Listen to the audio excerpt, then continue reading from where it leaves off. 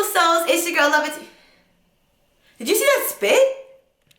Hey beautiful souls, it's your girl Atiya, and today we are going to discuss how to ethically ask your partner to go get tested.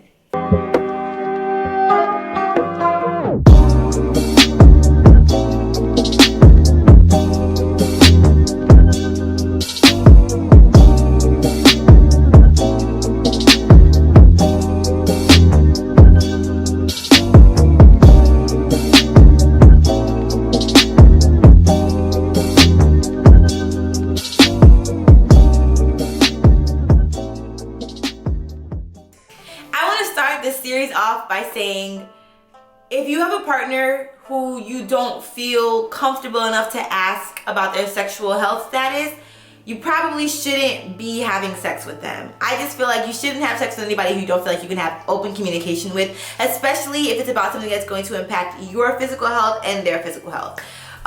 With that being said, I have a little story time for you. So when I was first in my relationship, and we knew we were about to do some physical things, I knew of him to be a fuckboy. So I was like, I need you to go get tested before we do anything crazy, or more so anything risky.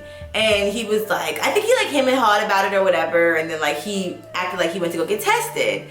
But deep down in my gut, I felt like he didn't go get tested. So he called me one day and was like, oh yeah, I got my test results. They called me over the phone. They said I'm good. So yeah, we're good.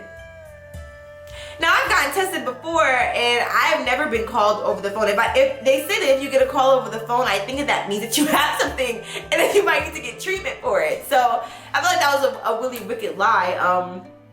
So I told him that I needed physical proof. It also didn't help that he was a pathological liar, so I just needed physical proof. Now you may be wondering, why were you in this relationship? But it's another story for a different day. So after I asked him for the physical proof, he then went to go get tested again, and then finally was able to provide me with an actual paper.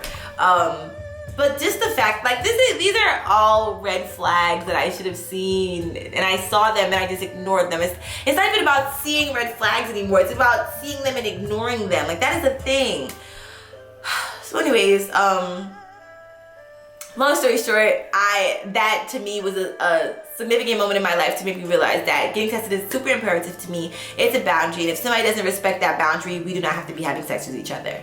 Now, the way that I would ask my partners to go get tested is I usually make it to be about me, right? So I'll say, look, I just got tested, which I did at the end of September. I just got tested. I'm all good. I'm healthy, but I just wanted to make sure that, my sexual partner is healthy as well. So if we could just double check and get those results, you can never be too safe. So, or something like, I require all of my partners to get tested before I have sex with them, because I literally just took care of my own sexual health and got tested and all of that good stuff. So I just wanted to be on the same page about just our sexual health. Something in that way to make it seem as though it's more about you and not I don't know what you've been out here doing, go get tested. Because that could be the thing too. I mean, if you feel that comfortable, you can say that to somebody, but it may just be a little bit offensive.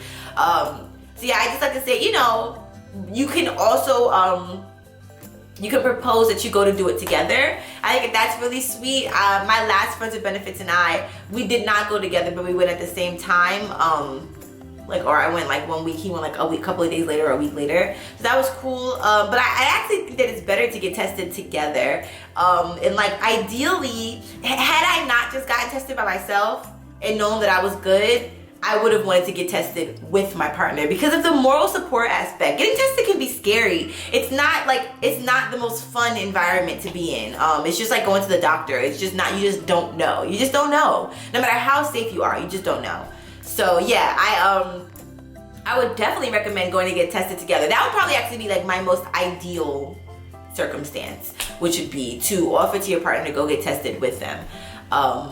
Even if you decide not to get tested as well, you can just be their moral support or go get tested with them just for the hell of it. I can't really do needles and all that stuff, so the less I have to do it, the better, which is why I like my sexual partners to be on it as well. So even that, look, I take care of my sexual health. I don't want to have to keep going to get tested, so I'd rather us just both make sure we're good, have that peace of mind, and then be each other's mutually exclusive sexual partners.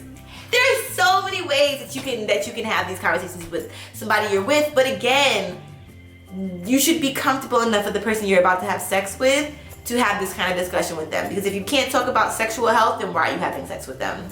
Just a thought to throw out there. So yeah, I hope that this helps somebody. I definitely know that it helped me. And it makes me feel empowered. And it makes me feel like I am taking care of myself by setting this boundary that is super important. So yes, have faith in yourself, y'all. You're doing a great job. I'm so proud of you. And I hope that this helps. Please give yourself a huge big hug. And remember, it's not really about whether or not you offend somebody, because how they perceive it is literally how they're going to perceive it. You can't sugarcoat it. So the more honest and authentic you can be, the better. But I do think that a gentler approach is helpful, just for the sake of being a compassionate person. I love you so much. Please give yourself a hug again. See you later.